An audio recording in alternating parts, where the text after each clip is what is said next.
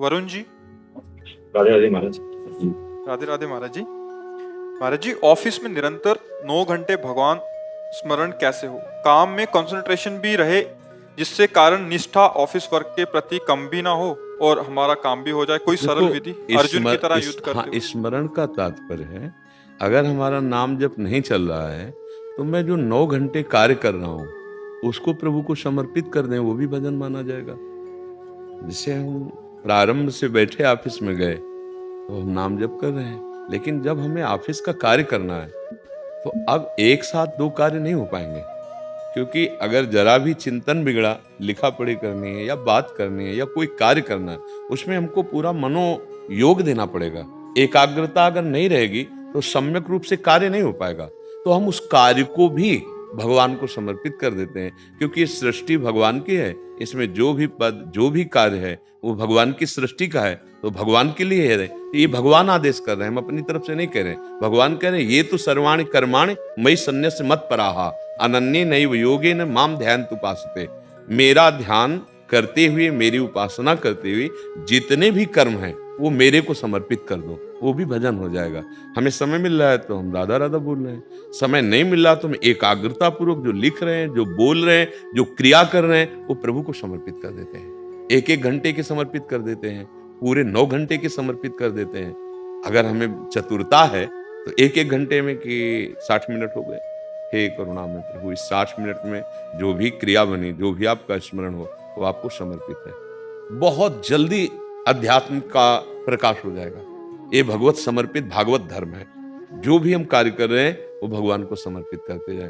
तो अगर हमें समय मिल रहा है तो हम बीच में नाम जप कर लेते हैं, समय नहीं मिल रहा तो हम बिल्कुल एकाग्रता से, वैसे जैसे हम आपसे बात कर रहे हैं, अभ्यास होता है तो हम आपकी तरफ देख रहे हैं, लेकिन हम आपके रूप को नहीं देख रहे हैं, हम वो देख रहे हैं जो हम देखने का अभ्यास किए। ऐसे देख रहे हैं और आपसे बात कर रहे हैं, हम एक क्षण भी अपनी स्थिति से अलग नहीं, हम आपको नहीं देख रहे हैं, हम वो देख रहे हैं जो हम देखने का अभ्यास किए। वैसे ही आप सबसे प्यार का व्यवहार कीजिए, सारे कर्म कीजिए, लेकिन उस कर्म को जिसका जहां समर्पित करना है, तुम्हें ध्यान है कि मुझे भगवान को समर्पित करना है। और फिर देखिए, इससे बहुत जल्दी स्मृति भी जागृत होगी और हृदय भी पवित्र होगा, और आपके अंदर एक क्षोभ नहीं रहेगा कि मैं 9 घंटा कैसे कार्य करूं। करना है वो कार्य उसी रूप में करना है। अगर आप विद्या अध्ययन कर रहे हैं, मान लो आप विद्यार्थी हैं, तो अगर आप मनोयोग नहीं देंगे तो कैसे विद्या अध्ययन करेंगे। आपको कोई फाइनल करना है, आपका मन अगर नहीं लगेगा तो आप उसका फाइनल कैसे कर सकते हैं। आप किसी कार्य को सम्यक रूप से करना है तो उसमें इंद्रिय और मन देना पड़ेगा। अब मन अगर इधर दे दिया तो फिर हम कैसे नाम जप कर पाएंगे। पर हमको ये ध्यान है कि मैं कर्म किसके लिए कर रहा हूं, प्रभु के लिए। तो ध्यान किसका है, प्रभु का। देखो, पूरा भजन का जो स्वरूप है केवल माला ही चलाना नहीं है। ये एक माला चलाना भजन का एक अंग है, संपूर्ण भजन नहीं है। संपूर्ण भजन का क्या स्वरूप, आप बोलो शरीर का अपने कब ध्यान करते हो, कभी ध्यान करते हो शरीर का, और आप भूलते कब हो, दोनों बातें हमें बताओ। कभी आप कि मैं जैसे सो के उठा तो मैं पुरुष हूं कि स्त्री हूं, मैं कौन हूं, क्या, आपको सोचना पड़ता है क्या, और अपनी प्रक्रिया में लगे हुए हो, क्योंकि कभी भूले ही नहीं और कभी ध्यान भी नहीं किया। देखो, इसे कहते हैं भजन। भजन का स्वरूप क्या है, कभी भूले नहीं और कभी ध्यान भी नहीं किया। जैसे आप कहां पैदा हुए हैं, आप कौन हैं, एक बार केवल हमको हमारे दिमाग में परिचय डाला गया, ये तेरे पापा हैं, तू इस कुल में पैदा हुआ है, अमुक प्रांत में है, तू अमुक है, बस। कभी नहीं जपना पड़ा मैं भूल न जाऊं अपने पापा को। कभी ऐसा हुआ क्या, अपने पिता को भूल न जाऊं। कभी ध्यान नहीं किया, कभी प्रयास नहीं किया, लेकिन वो बैठ गया। मैं पुरुष हूं, कभी ध्यान नहीं किया, कभी प्रयास नहीं किया, कभी भूला भी नहीं। अब देखिए ना, ये क्या है, स्मृति में बात का बैठ जाना, इसे कहते हैं भजन।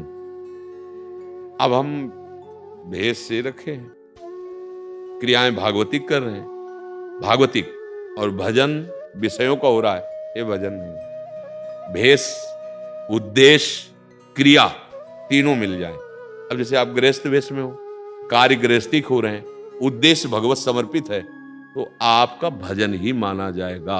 एक एक कदम चलना, एक एक क्षण आपका भजन माना जाएगा। बस इस बात को विश्वास कर लो।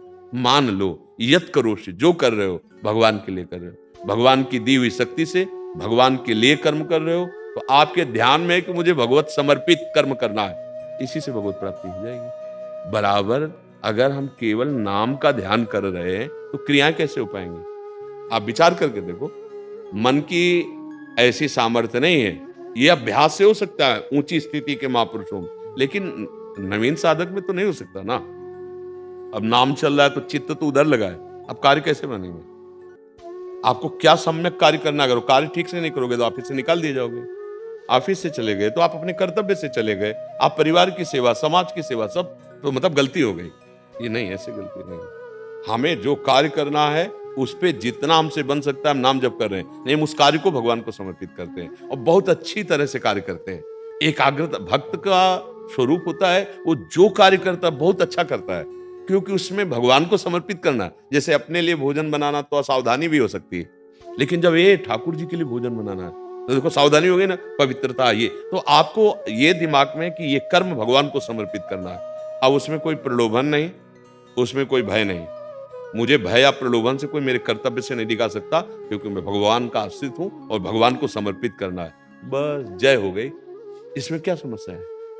कोई समस्या है आपके साधन में? इसमें हम 9 के 9 घंटे पूरे के पूरे भगवान को समर्पित करते हैं। और जब हमारा दिमाग खाली है, जब हमारा क्रिया से रहित, हर समय क्रियावान नहीं रहते। अब देखो ना, बाहरी क्रिया हर समय नहीं होती रहती।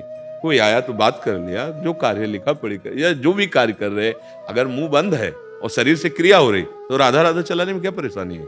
दिमाग से जब हम ऐसे कार्य में लगे हैं जब हमारा पूरा मनोयोग रखेगा तो वो भी कर्म भगवान को समर्पित कर देना है, इसलिए हमारा वो भी भजन हो गया, हमें कोई चिंता नहीं करनी। महाराज अम्बरीश चक्रवर्ती सम्राट थे और महान भक्तों में उनकी गणना हुई। ऐसा थोड़ी वो राजकाज नहीं देखते थे, वो शासन विभाग सब कार्य देखते थे, तो क्या उस समय वो भगवान को भूलते थे क्या? नहीं, क्योंकि भगवान के लिए कर रहा हूं, ये मुख्य बात बैठी हुई है कि ये कार्य किसके लिए कर रहा हूं? भगवान के लिए कर रहा हूं, बस ये बात बैठना है। भजन का स्वरूप है ऐसे, जैसे गोस्वामी जी ने बहुत सुंदर मांगा है, काम ही नारी प्यारी जिमी, लोभी जिम प्रिय दाम, तिमि रघुनाथ निरंतर, प्रिय लागहु मोहि राम। कभी ध्यान थोड़ी धरना पड़ता है जहां हमारी कामना होती, उसका स्मरण बराबर रहता है। जैसे एक लोभी आदमी का धन का चिंतन, ऐसे अंदर का चिंतन ही भगवत भजन है। मैं प्रभु के लिए कर्म कर रहा हूं, प्रभु का शरणागत हूं, प्रभु का भजन उद्देश्य। और उसका केवल उससे संबंध नहीं जोड़ना कि माला निरंतर चले सोई भजन, नहीं नहीं, भजन का सम्यक रूप समझिए।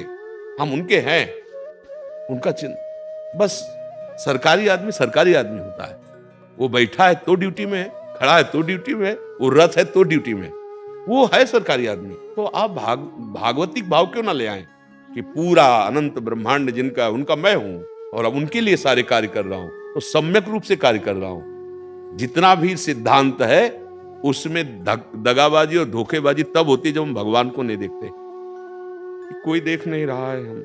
और अगर हम भगवान को समर्पित है तो धोखेबाजी नहीं हो सकती, दगाबाजी नहीं हो सकती, अपने कर्तव्य से हम विमुख नहीं हो सकते। है तेरा पैसा आग लगे, अगर हमारा कर्तव्य में दाग लगेगा तो हमें ऐसा पैसा नहीं चाहिए, नहीं फिर हम तुम्हें देख लेंगे, तो तुम देख लेना, एक दिन शरीर नष्ट होना ही है। सच्ची कहते हैं, कभी भयभीत नहीं होना, कभी प्रलोभित नहीं होना किसी से, और अपने छोटे से छोटे कर्तव्य का पालन करना, वो आपको भगवत प्राप्ति करा देगा। पर प्रायः ऐसी निष्ठाएं नहीं होती। जहां कहीं ऐसा भयावह आया तो हम अपनी निष्ठा से हट जाते हैं, या लोभ आया तो हट जाते हैं। हम जो बार बार सबको अपने हृदय की बात समझाना चाहते हैं कि भजन का मतलब है अपने कर्तव्य का पालन करना।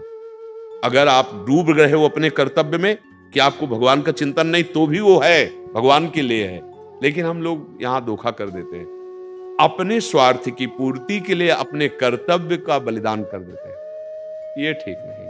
अपने कर्तव्य के लिए अपने स्वार्थ का बलिदान कर देना पूजा है, और अपने स्वार्थ में अपने कर्तव्य का बलिदान कर देना ये अधर्म है। इससे फिर हानि हो जाएगी। अपने कर्तव्य, कोई भी कर्तव्य कर्म, गला काटने से बढ़कर कोई घोर कर्म तो होता नहीं, और अर्जुन जी को उसी के लिए उपदेश कर रहे हैं। सामने कौन खड़े? भीष्म जी, द्रोणाचार्य जी, कृपाचार्य, महान महान खड़े। मार इनको, क्योंकि अधर्म पक्ष में खड़े। बस सार बात समझनी है। जो तुम्हें सेवा मिली, जो कर्तव्य मिला है, वो भजन ही है। उसको भजन मान के करो, और जब खाली हो तो राधा राधा राधा राधा राधा, और जब एकाग्र हो तो भगवान के लिए कर्म होगा। समझ गए आप?